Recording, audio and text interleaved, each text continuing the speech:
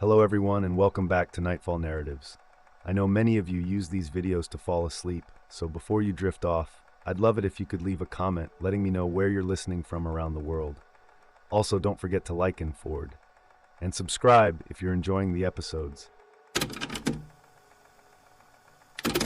The house always felt warm. It was the kind of place where you could hear the laughter of family echoing down the halls, where sunlight poured through the windows and the scent of freshly baked bread filled the kitchen. But that warmth began to fade when my mother fell ill. It started just after she fired the maid, an old woman with a sly grin who had been with us for years. She was caught stealing. Nothing too grand, just small things. A ring here, some cash there. My mother didn't hesitate to dismiss her, and we thought nothing of it at the time. Just a necessary act. But it wasn't long after that the first sign of something wrong appeared. It began with the nights. My mother, who had always slept soundly, began to wake up in a cold sweat, vomiting a strange, thick green bile. The smell of it was foul, like something rotting deep within. No doctor could explain what was happening to her. They said it was probably just stress or a stomach bug, something mundane, but I knew it wasn't. The house itself seemed to change. It felt darker, like the shadows stretched further than they should, like something was hiding just beyond what you could see. There were nights when I would hear her sobbing through the walls, and when I rushed to her room, she would whisper about a figure. A man, she said, who would appear at the foot of her bed, skeletal, thin, moving in strange, unnatural ways. She said he was dancing. The vomiting continued, growing worse each night. It wasn't just the bile itself, though that was enough to turn your stomach. It was what it seemed to be doing to her. My mother, once strong and full of life, began to wither. Her skin, pale and clammy, stretched too thin over her bones. Her eyes, once sharp, now always rimmed with exhaustion and fear, darted around the room, as if she was never truly alone, even when no one else was there. The green bile would come at night, always at night. It was thicker than anything I'd ever seen, almost unnatural, pooling at the edges of her bed in sour-smelling puddles. We cleaned it, scrubbed every trace away, but it never felt like enough. The air around her had changed. It was heavier, thick with something unseen, something wrong. I remember one night, standing at her door, listening to the sounds of her retching, choking really, and I felt it, a cold that crawled up my spine, settling like ice between my shoulder blades. I couldn't move. I didn't want to go in. For the first time, I was afraid of my own home, of my own mother. I pushed through the fear, forced myself to open the door. There she was, curled up in the bed, trembling, eyes wide and staring, not at me, but at the far corner of the room. Her lips moved, barely whispering the same words over and over. He's here. He's watching. I didn't see anything, not then, but the weight of her words settled deep in my bones. Something was here. Something had come with the sickness. The sickness wasn't the worst part, though. It was what came with it, what only my mother could see. She started talking about the figure more frequently, describing it in chilling detail. She said it appeared every night at the foot of her bed, just after the vomiting stopped. It wasn't just some shadow or trick of the light. No, she swore it was real. He's so thin, she would whisper to me, her voice trembling, like he's been starved for years. His skin clings to his bones, and his eyes, they're hollow, empty. He doesn't say anything. He just dances. The way she said it made my skin crawl. I didn't understand how anyone could describe something so horrifying with such a simple word, dancing. But that's what he did, she said. His bony limbs would jerk and twist as if he was performing some grotesque ballet, right there at the foot of her bed. I tried to reason with her, tell her it was just the illness, just nightmares. But her eyes, wide with terror, would fix on me, and I knew she believed every word. There were nights when I sat outside her room, trying to hear something, anything, but there was nothing. Just the heavy silence of the house, broken only by her soft murmurs or the occasional groan of the old wooden floorboards. I told myself it was all in her mind, that her sickness had dragged her into some dark corner of her thoughts where fear ruled. But deep down, I wasn't so sure. Then one night, I heard her scream. It was the kind of sound that jolts you from your sleep and sends your heart pounding in your chest. I rushed to her room, the door already cracked open, and saw her sitting up in bed, her eyes locked on that same corner of the room. Her hand was outstretched, pointing. "He's here," she whimpered, tears streaming down her face. "He's dancing again." I followed her gaze, but the corner was empty. Yet the room felt wrong, colder, like something had just slipped away before I could see it. The air hummed with a strange, oppressive energy, and even though my eyes told me nothing was there, every instinct screamed at me to run. But the worst part was her face. The terror in her eyes wasn't just fear. It was the kind of horror that comes from seeing something you wish you hadn't, something you can't unsee. And I couldn't shake the feeling that whatever she was seeing, it was watching her too. As the days dragged on, the sickness took a firmer hold on my mother, and the figure, her dancer, never left her mind. It seemed like every night he appeared, growing bolder, staying longer. The more she spoke of him, the weaker she became, as though he was feeding on her terror, draining her strength little by little. We had no answers, no relief. The doctors were useless, offering only sedatives and cold comfort. Desperation finally pushed us beyond reason. My father, normally a man of logic and skepticism, made the decision to call in a priest. He didn't believe in hauntings or spirits, but even he couldn't deny that something beyond sickness had taken hold of my mother. There was a darkness clinging to her, something that not even the strongest medicines could touch. The priest arrived on a stormy afternoon. He was an older man, with kind eyes that flickered with uncertainty as he stepped into the house. You could see that he felt it too, the heaviness in the air, the sense of something lurking just out of sight. He carried a worn Bible and a small bottle of holy water, though as he moved through the house, his quiet prayers sounded hollow against the oppressive silence. In my mother's room, the priest wasted no time. He knelt by her bed, murmuring verses under his breath as he sprinkled the holy water across the sheets, across her trembling body. My mother, who had been delirious with fever moments before, became eerily still, her eyes wide and fixed on the priest as if she were holding her breath, waiting for something to happen. For a moment, there was peace. The room felt lighter, the shadows less menacing. It was as if the presence that had haunted her was retreating, afraid of the sacred words and symbols that filled the space. We dared to hope that this might be the end of it. But then, as the priest neared the end of his prayer, my mother's body tensed. Her eyes rolled back, and she began to shake violently. The priest continued his chants, louder now, trying to hold control of the situation. And then, through clenched teeth, she whispered in a voice that wasn't hers, low, guttural, almost mocking. "He's still here. He's watching." The priest froze for a moment, fear flashing across his face. He quickly finished the prayer, stepping back from the bed. His hands shook as he made the sign of the cross, but we could all feel it. The ritual hadn't worked. Not completely. The house was still heavy, still filled with that same cold dread, and the dancer, he hadn't gone. He was just waiting. From that night forward, even the priest couldn't offer us more than prayers, but none of it seemed to matter. My mother's condition improved slightly, but the figure lingered, always in the background, always watching. It was as if the rituals had pushed him back for a moment, but never truly banished him. The sickness might have eased, but the presence, that was far from over. The house felt suffocating. No amount of rituals or prayers could shake the sense that something was still lurking in the shadows, waiting for its moment. My mother, though no longer writhing in pain each night, remained fragile. She barely spoke anymore, as if every word might summon the figure back. The rest of us moved through the house like ghosts, careful not to disturb the delicate balance between fear and the unknown that gripped us. One evening, I decided to take a walk, just to clear my head. The weight of it all, the sickness, the dancer, the unanswered questions, had settled heavily on my chest. There was a path outside our house that led through a steep ravine, narrow and treacherous, especially at night, but I needed to escape, if only for a few moments.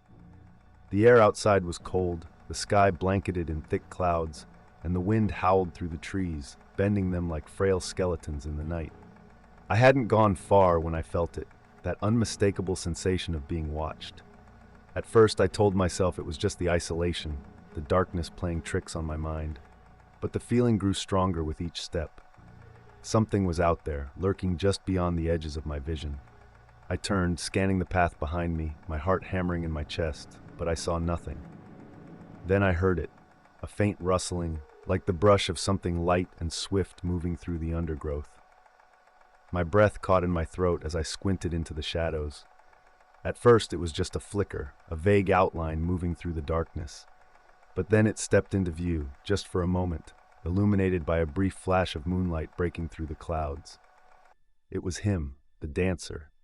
He was just as my mother had described, thin, skeletal, his limbs twisting unnaturally as he moved. He didn't walk like a person, he glided, almost hovering above the ground, his bony arms swaying rhythmically at his sides, and worst of all, his face, or what was left of it. Hollow eyes, deep pits of darkness, and a grin that stretched too wide, far too wide for any human mouth. I stood frozen, my feet refusing to move. His head cocked to the side as if he were studying me, just as he had done with my mother. But he didn't come closer. Instead, he began to dance. His limbs jerked and twisted in unnatural ways, a grotesque parody of grace. It was mesmerizing, horrifying. I wanted to run, to scream, but my body was rooted to the spot. I could only watch. The wind picked up, swirling around us, and for a moment I thought he might vanish into the night like before. But he didn't. He danced, closer now, as if beckoning me. His movements were deliberate, taunting, and in that instant I understood. He wasn't just watching us. He was playing with us, feeding off our fear, off my mother's suffering, and now mine. I forced myself to move, to break free from whatever invisible grip he had on me.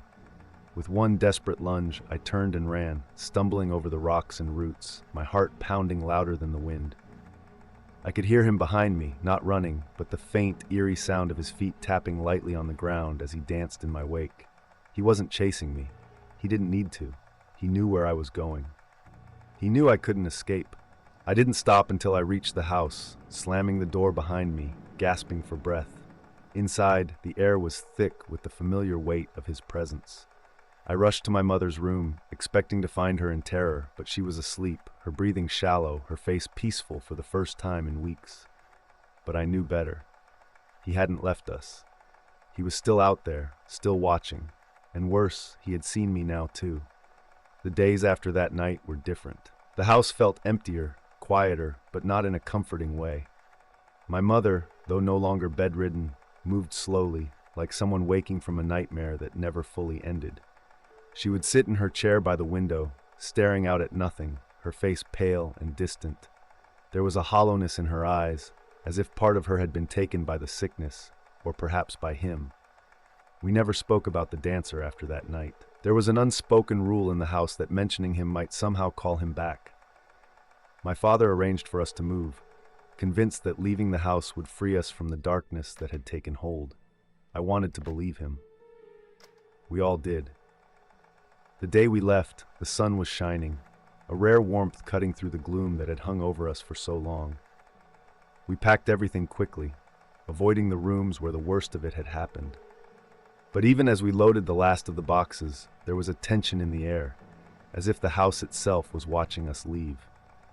As we pulled away from the house for the final time, I glanced back, half expecting to see him standing there, watching from the shadows. But there was nothing, just the empty windows staring back at me like dark, vacant eyes.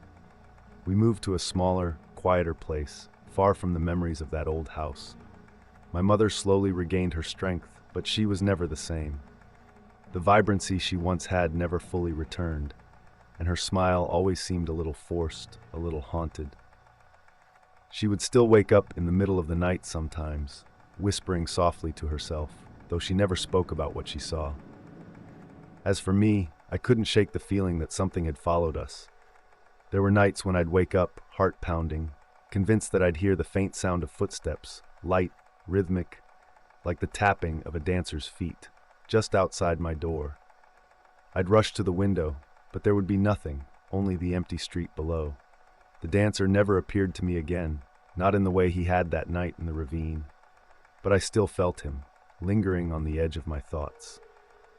In the quiet moments when the house was still, I'd catch a flicker of movement from the corner of my eye, or feel the cold touch of dread creeping up my spine. We moved on, as people do. My mother eventually stopped waking in terror, and we spoke less and less about the house or the sickness. But even after all those years, the memory of that figure, his skeletal frame, his twisted dance, haunted me. I never returned to the house. I never had a reason to. But sometimes in the dead of night, I wonder if it's still there, empty, waiting.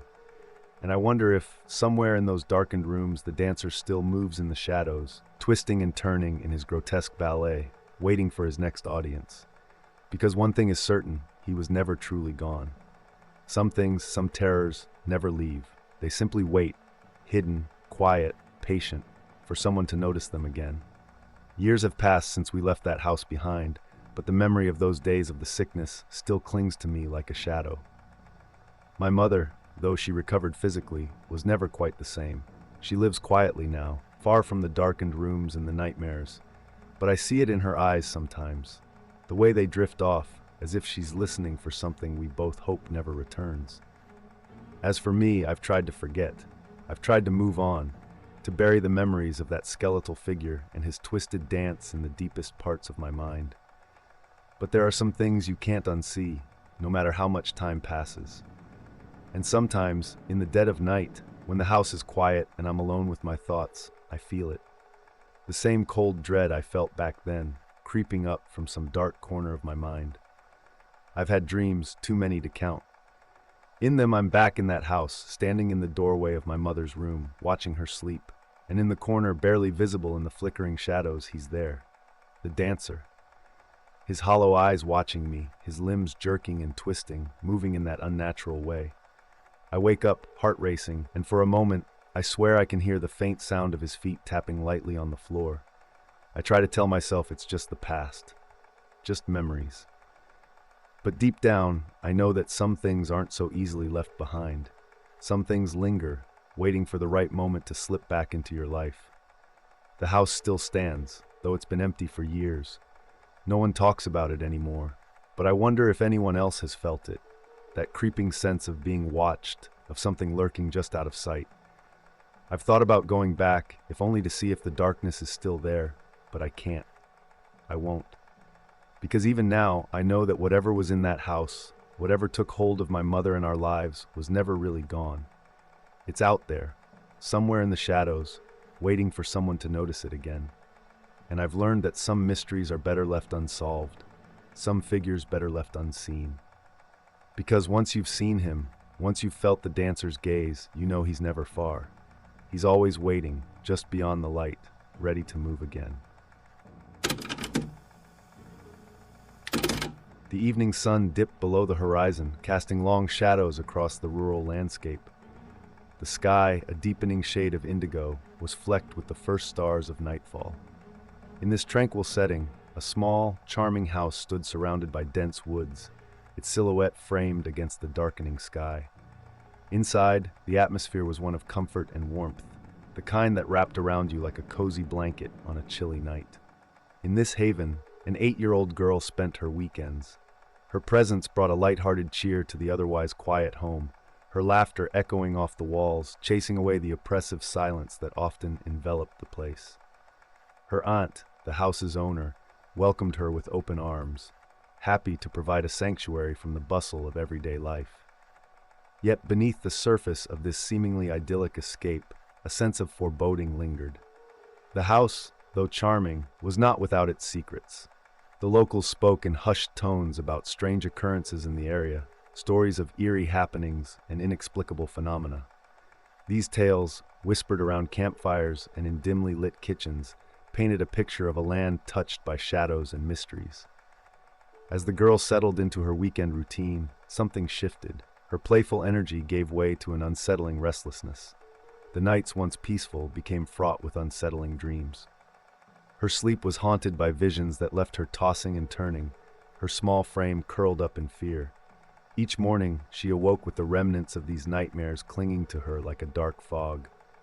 Her family, initially dismissive of the child's fears, soon became concerned. The dreams were not just fleeting shadows. They were vivid, menacing, and left an indelible mark on her spirit. The house, once a place of comfort, seemed to warp into something darker, its rooms now echoing with an inexplicable tension. The girl's growing dread became a silent scream that resonated through the walls, a prelude to the horrors that were about to unfold. The night air was thick with an unsettling stillness as the house lay cloaked in darkness. The quiet was abruptly shattered by a sudden, panicked cry. The girl's aunt, drawn by the distress, rushed to the child's bedroom, her heart pounding with anxiety. As she pushed open the door, she was met with a sight that would forever be etched into her memory. The girl lay in bed, her small body twisted in a grotesque manner, her face pale and smeared with dark, ominous streaks. The sheets were stained with a horrifying mix of blood and sweat. Her eyes, wide and terrified, darted around the room as if trying to make sense of the nightmare that had overtaken her. The source of her distress was immediately apparent. Her mouth was filled with a trickle of blood, and her skin was marred with deep, red bite marks. Panic swept through the house as the family gathered, their faces etched with fear and confusion. The girl's aunt, trembling, called for help, her voice breaking as she relayed the urgent situation. The once comforting house now seemed to pulse with an eerie energy, the shadows in the corners of the room stretching and shifting as if alive. The medical professionals who arrived were baffled. They examined the girl with a mix of concern and disbelief, finding no immediate explanation for her injuries. They ruled out any ordinary causes and left, leaving behind a lingering sense of dread. As the family tried to make sense of the horrific events, whispers of old legends began to surface. The area surrounding the house was known for its unsettling history. Stories of witches and malevolent spirits had been passed down through generations. It was said that these dark forces could invade dreams and manifest their terror in tangible ways. The family, desperate for answers, began to entertain the frightening possibility that something supernatural was at play. The atmosphere in the house grew increasingly tense as the family grappled with their fear. Late-night conversations turned to urgent discussions about ancient rites and protective measures. The walls, once a sanctuary, now seemed to close in with a malevolent presence. The girls' screams of terror continued, each one a chilling reminder of the darkness that had descended upon their lives. In the midst of this chaos, the girls' dreams grew more vivid and disturbing, hinting at a sinister force that seemed to be feeding on her fear. The family's attempts to comfort her were overshadowed by their growing realization that the horror they were facing was far beyond their understanding. In the dead of night, the house, once a place of refuge, had transformed into a battleground between light and darkness. The family, gripped by an overwhelming sense of dread, knew they had to act decisively to protect the child from the malevolent force that seemed to have taken hold of their home. They turned to ancient rites and protective measures, hoping these could banish the unseen terror that had plagued their lives. Candles were lit in every room, their flickering flames casting long, dancing shadows on the walls. The family gathered in the living room, their faces illuminated by the soft, trembling light. An old book of rituals, passed down through generations, lay open on a makeshift altar. The air was thick with the scent of incense, its smoky trails curling through the room like spectral fingers. The rituals began with a solemn chant, the words spoken in hushed, reverent tones. The family members moved with a mixture of reverence and urgency, each step an incantation, a desperate plea for protection. They sprinkled salt and holy water around the house, the grains and droplets shimmering in the candlelight as they traced protective symbols on the floors and walls. Each ritual was performed with a fervent belief that these measures would fortify their defenses against the encroaching darkness. The atmosphere was charged with tension. The house seemed to react to their efforts, the walls creaking and groaning as if resisting the attempts to dispel the malevolent presence. Shadows danced more erratically, and the temperature in the rooms dropped, causing their breath to fog in the chilling air. The girl, meanwhile, was tucked safely in a corner of the house, shielded by protective charms and surrounded by her family's vigilant presence. The climax of the night's efforts came with a dramatic exorcism. An elder from the community, known for his knowledge of the arcane, led the ceremony. His voice, deep and commanding, filled the room with ancient invocations. The air crackled with an unseen energy as he invoked protective spirits and ancient deities, his words piercing through the oppressive silence. The girl, her eyes closed tightly, seemed to tremble with the force of the ritual. The family watched in anxious anticipation, their faith and hope hanging on the outcome of this desperate measure. The intensity of the ceremony reached its peak, and for a moment, it felt as if the very fabric of reality was strained by the struggle between light and darkness. As the final incantations were spoken, a profound stillness fell over the house. The candles burned low, their light softening to a gentle glow. The shadows that had once seemed so menacing began to recede, their grip on the house loosening. The oppressive air lifted, leaving behind a palpable sense of relief. The family exhaled collectively, their faces reflecting both exhaustion and hope. The night drew to a close with a tentative peace settling over the house. The rituals, though intense, had seemingly succeeded in driving away the dark force that had so terrorized them. The family, though weary, found solace in the fact that they had fought back the darkness and for now restored their home to a semblance of normalcy. As dawn broke, the first light of morning filtered through the windows, casting a warm, reassuring glow across the house. The oppressive weight of the previous nights seemed to have lifted, replaced by an uneasy calm.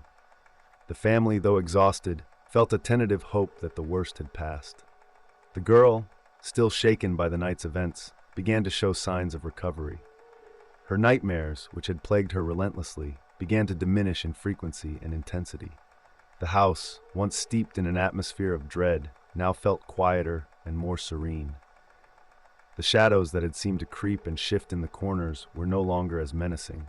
The lingering chill in the air had dissipated, replaced by a comforting warmth. The family, while relieved, remained vigilant. They conducted a thorough cleansing of the house, removing the remnants of the rituals and ensuring that every corner was cleansed of any residual darkness. The incense that had once filled the rooms was replaced with the fresh scent of morning air. The protective symbols and charms were carefully removed, their purpose fulfilled. The girl's recovery was slow but steady.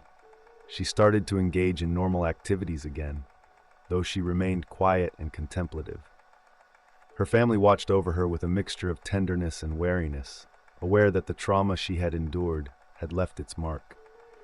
They reassured her with gentle words and comforting routines, hoping to help her regain her sense of security. The house itself seemed to breathe a sigh of relief. The once restless and unsettling atmosphere now felt lighter, as if the oppressive presence had been truly banished. The family took solace in the normalcy that began to return to their lives, though they were keenly aware of the fragile nature of their peace. The chilling memories of the haunting lingered in their minds, a constant reminder of the darkness that had once infiltrated their sanctuary. As the days turned into weeks, the girl's premonitory dreams and heightened sensitivity to the supernatural began to surface. She started to experience vivid visions and unsettling sensations, a reminder of the otherworldly forces she had encountered. The family, while relieved that the immediate danger had passed, now faced the challenge of navigating this new reality. The house, though calm, would forever hold the echoes of the terror that had once swept through its rooms. The family had survived the ordeal and restored their home to a place of refuge, but the lingering impact of their harrowing experience remained. They had confronted the darkness and emerged on the other side, forever changed by the encounter with the supernatural. In the weeks that followed, the house settled into a fragile peace. The girl's recovery was ongoing, marked by a cautious optimism. The family found a new rhythm in their lives, balancing their relief with a growing awareness of the changes in the child. Though the immediate terror had receded, a new, subtle presence lingered. The girl's experiences with premonitory dreams and heightened sensitivity to the supernatural became more pronounced. She began to speak of vivid, prophetic visions, her dreams now filled with cryptic messages and warnings. These revelations, though unsettling, offered glimpses into a world beyond their understanding. The family, once skeptical, had come to accept these gifts as part of the girl's new reality. Her newfound abilities brought both wonder and anxiety. While the girl's visions provided valuable insights, they also introduced a new set of challenges. The family had to learn to navigate the complexities of her perceptions, balancing their protective instincts with the need to support her unique gifts. The house, once a battleground, now became a place of cautious exploration as they tried to make sense of the supernatural realm that had revealed itself to them. The girl's presence, once a source of fear, had become a beacon of both hope and mystery. Her dreams, though often troubling, also held the promise of understanding and insight. The family, while forever marked by their ordeal, began to embrace this new chapter with a mix of trepidation and wonder. The house, now bathed in the soft light of daily life, stood as a testament to their resilience. It was a place where the shadows of the past had given way to a new awareness. The haunting had left an indelible mark on their lives, transforming the girl into a bridge between the known and the unknown. In the end, the experience had imparted a profound lesson. The boundaries between the natural and the supernatural were far more fluid than they had ever imagined. The girl's gift, born from the darkness, illuminated a path of understanding and connection to a world beyond their grasp. The family, though forever changed, found solace in their ability to confront and adapt to the mysteries that had once threatened to consume them. The house, once a place of fear, now held the promise of discovery and a newfound respect for the unseen forces that shaped their lives.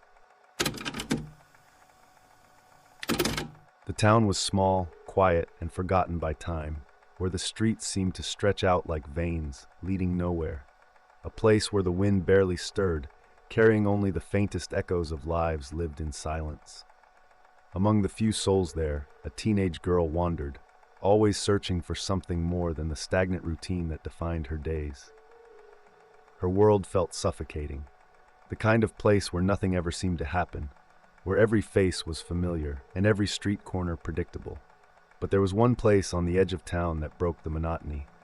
A relic of the past, the old abandoned school stood in ruins, overrun by creeping vines and shrouded in a kind of quiet mystery. Its walls, once full of life and laughter, were now cracked and crumbling, covered in layers of dust and shadows. To most, it was just an eyesore, a place to be forgotten like everything else in this fading town. But to the girl and her friends, it was a sanctuary. They would gather there, hidden from the prying eyes of the rest of the world, to talk, laugh, and escape the dullness of their daily lives. The girl had always felt a strange pull toward the school, as if something about its abandoned halls called out to her. The silence there wasn't unsettling, it was comforting, and though they had spent countless afternoons there, nothing ever felt out of the ordinary. Until that day. It started like any other. She decided to visit the school again, expecting to find her friends waiting in their usual spot near the broken windows, their voices echoing through the empty rooms. But as she approached, something felt different. The air was heavier, the silence thicker, almost as if the building itself was holding its breath. As she stepped closer to the abandoned school, a creeping unease began to settle in her chest. The familiar laughter and voices she had expected were nowhere to be heard. The air around her felt colder, more oppressive, as if the old walls themselves were watching her approach. She quickened her pace, her footsteps echoing off the cracked pavement beneath her, feeling suddenly exposed in the stillness. When she finally reached the school's entrance, she saw only one of her friends lingering near the rusted frame of what was once a playground. He was leaning against the crumbling walls, looking just as unsettled as she felt. She waved, called out to him, but the usual light-heartedness in their exchanges was gone. As they began to talk, neither could ignore the strange, suffocating quiet that surrounded them. The school, which once felt like a refuge, now loomed like a haunted relic from some forgotten era. Their conversation faltered, interrupted by a faint noise. It was almost too quiet to hear at first, just a soft rustling like leaves being stirred by a breeze. But there was no wind. The sound came again, this time from behind them, then again from the other side. It was as if something was circling them, moving just beyond their line of sight. Their eyes scanned the surroundings, but all they saw were the empty playground and the twisted, gnarled trees that had taken over the space. The girl's pulse quickened, her hands growing cold as dread began to seep into her bones. She shared a glance with her friend, but neither spoke. The unspoken fear between them was palpable. Then came another noise, a whisper, faint but unmistakable, cutting through the eerie silence. It sounded distant, yet too close for comfort, like someone or something was watching them from the shadows. Each second seemed to stretch longer, the abandoned school feeling less like a familiar retreat and more like a trap closing in on them. That's when they heard it. Laughter. Faint at first, but growing louder, sharper, and more sinister with every passing second. The girl's stomach twisted, her skin prickling with the undeniable sensation that they were no longer alone. Something was out there, hidden in the decaying ruins and twisted branches, something that had been waiting for them. The laughter echoed, bouncing off the crumbling walls and filling the empty space with a hollow, chilling sound. It wasn't playful, nor did it carry any hint of joy. It was distant, yet disturbingly close, as if the sound was coming from every direction at once. The girl and her friend stood frozen, their eyes darting around, trying to pinpoint the source of the sound. But all they could see were shadows shifting unnaturally in the fading daylight. Then, out of the corner of her eye, the girl caught a glimpse of something moving. A quick, almost imperceptible motion in the tree line just beyond the schoolyard. She turned her head sharply, her breath catching in her throat, but whatever it was had already slipped back into the shadows. Her friend noticed too. His face had gone pale, his eyes wide with the same creeping fear she felt crawling up her spine. They both stood there in tense silence, waiting for the next sound, the next movement. And then it came, a low creaking noise, like the slow bending of wood under weight. Their heads snapped upward toward one of the ancient trees that had overtaken the school grounds, its gnarled branches swaying slightly in the still air. Perched unnaturally high in the branches was something, or someone. There, sitting as if she had always been a part of the landscape, was a figure. A woman draped in a flowing white dress, her hair a wild, tangled mass that fell over her face and shoulders. She sat unnervingly still, her body perfectly balanced on the thick, twisted branch. From the ground, her eyes were barely visible through the veil of hair, but the girl could feel their intensity. The woman's gaze was locked on them, her posture rigid, predatory. The faintest whisper of movement caused her dress to sway slightly in the breeze, though the air itself felt dead. The girl's breath hitched, her heart pounding so hard she thought it might burst from her chest. She could sense her friend trembling beside her, but neither of them dared move. The woman's presence was suffocating, her stillness more terrifying than any sudden movement could have been. She didn't belong there. Nothing about her did. And yet, she seemed as if she had been waiting, watching, for them all along. The seconds dragged on like hours as the girl and her friend stood, paralyzed, beneath the tree.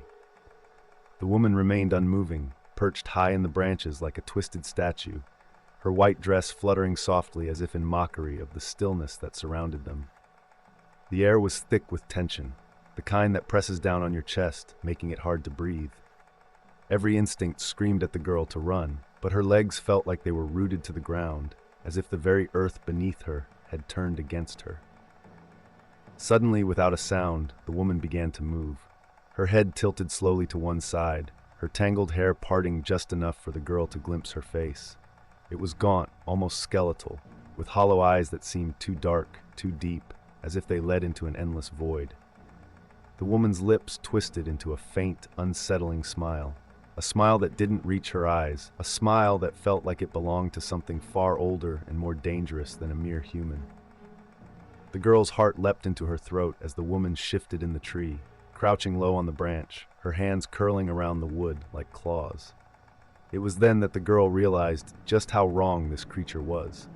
The way she moved, too smooth, too deliberate, wasn't natural. She wasn't climbing the tree, she was part of it, melding into the shadows, blending with the ancient, knotted branches. Every small movement she made seemed to stretch time itself, heightening the unnatural terror that gripped the girl and her friend. And then the woman locked her gaze fully on them. Her eyes, now clear and glowing faintly in the dying light, were filled with something darker than malice, something primal. She leaned forward, her body tensing, as if preparing to leap. A low, guttural sound escaped her throat, half a laugh, half a growl, and the weight of that sound hit the girl like a physical blow, snapping her out of the trance of terror. Without warning, the woman lunged forward, her body moving with inhuman speed, descending the tree like a predator ready to strike. The girl screamed, her legs finally obeying her desperate commands, and bolted, her friend close behind. They didn't look back. They couldn't. The sound of the woman's movements, the soft scraping of her fingers against the bark, the rush of wind as she descended followed them as they ran. Panic surged through the girl's veins, her vision blurred by fear, the world around her a chaotic blur of darkness and twisted branches. All she knew was that they had to escape. Whatever that thing was, it wasn't human, and it wasn't going to let them go easily. The girl's legs burned as she tore through the overgrown field, her heart pounding so loudly she could barely hear the world around her. Every shadow, every flicker of movement in the corner of her eye made her pulse quicken, as if the very air itself was chasing her. Her friend was just behind her, both of them stumbling over roots and broken pieces of the schoolyard, desperate to put as much distance between them and the woman as possible. But she could still feel it. The presence of the woman in white clung to them like a suffocating fog, her eerie laugh still echoing in their ears, growing fainter but never truly leaving. It felt as if the ground itself had turned against them, each step heavier than the last, every breath more labored. Her friend gasped something incoherent, but she couldn't focus, couldn't think. Her only thought was to keep running. As they neared the edge of the abandoned school grounds, the girl glanced over her shoulder, half expecting to see the woman still in pursuit, her wild hair and twisted smile closing in on them. But there was nothing, just the dark outline of the school, the gnarled trees and the thickening shadows. Yet, the silence that followed them felt wrong, too empty, too still. She didn't slow down. Her legs ached and her lungs burned, but the terror kept her moving, faster and faster. And then, without warning, the world tilted violently. The ground beneath her seemed to vanish as she stumbled onto the cracked pavement of a narrow road, her feet skidding out from under her. Her heart leapt into her throat as the bright headlights of a car came screaming toward her. She froze, eyes wide, blinded by the glaring lights, the sound of screeching tires tearing through the night. The car swerved, missing her by inches, the driver's horn blaring in panic. For a moment, the world seemed to slow to a standstill. The girl stood trembling in the middle of the road, the cold night air cutting into her skin. Her friend had caught up, grabbing her arm and pulling her to the side. They stood there, panting, shaking, their eyes scanning the dark, empty road behind them. The car sped away, the sound of its engine fading into the distance, but the fear lingered, thick and suffocating. The woman was gone, but the girl knew, deep in her bones, that the thing they had seen, the thing that had hunted them, was still out there, watching, waiting, and it had let them go, for now. The girl stood on the edge of the road, her body trembling from the adrenaline that still surged through her veins. Her breath came in ragged gasps, her mind racing with what had just happened. The headlights from the car had long disappeared into the night, but the echo of screeching tires still rang in her ears. For a moment, the silence returned, an oppressive, suffocating quiet that made every nerve in her body scream with the sense that something was horribly wrong. Her friend stood beside her, equally shaken, his eyes wide with disbelief. They both turned back to face the direction of the school, their bodies still tense, ready to run again if needed. But all they saw were the dark shapes of trees and the decaying structure of the abandoned building. The woman was nowhere to be seen, but the weight of her presence still hung heavily in the air. The girl's mind struggled to make sense of it. Who, or what, was that? She had never seen anything like it before, something that defied everything she thought she knew about the world. Her heart raced as she remembered the woman's hollow eyes, her twisted smile, the way she moved as though she wasn't bound by the same laws of nature that they were. She had heard stories, rumors, whispers about witches and spirits that haunted the dark corners of the town, but she had never believed them. Not until now. The sound of a low whisper broke the silence, so faint it might have been the wind, except there was no wind. Her skin prickled as she realized the truth. They weren't safe. They had never been safe. The woman was still out there, lurking in the shadows, waiting for them to let their guard down. And worse, the girl felt as if she had been marked, like a target for something far darker than she could comprehend. She glanced at her friend, her voice trembling as she finally spoke. "We need to leave, now." He nodded quickly, but neither of them moved, both frozen by the same dreadful realization that gripped them. The woman hadn't followed them out of the school grounds, but that didn't mean she was gone.